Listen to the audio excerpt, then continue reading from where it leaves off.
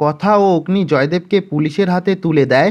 তখন জয়দেব বলে, তোমরা এখন কিছুই করতে পারবে না, ফ্যাক্টরি হাতবদল হয়ে গেছে। তখন নীলাদ্রি জয়দেবকে বলে, ফ্যাক্টরি এখনও কর্তা দাদুর নামেই আছে, ওই কাগজগুলো নকল, আর আমিও নকল উকিল। আর এইসব দেখে শশীভূষণ ভীষণ খুশি হয়। আর অন্যদিকে কথা অগ্নিকে হাত জোর করে কাঁদতে কাঁদতে বলে, আমার মামার আত্মা আজ শান্তি পেল পাচক মশাই। আপনি আমার পাশে না থাকলে আমি কোনো দিনও এটা করতে পারতাম না। আর প্রান্তিক জয়দেবের সাথে জেলে দেখা করতে আসলে জয়দেব প্রান্তিককে বলে, এখন বাইরে থেকে তোকেই সব কাজ করতে হবে, কথাকলি আর অগ্নিকে শেষ করে ফেলতে হবে।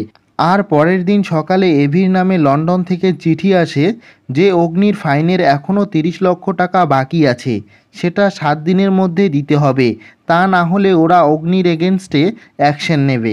আর এই টাকা অ্যারেঞ্জ করার জন্য অগ্নি অনলাইনে ক্লাস করাতে চায়, তাই অগ্নি কথাকে টি লঞ্চটা দেখতে বলে। কিন্তু কথা কর্তা দাদুর অনুমতি ছাড়া টি লঞ্চ দেখতে কোনোভাবেই রাজি হয় না।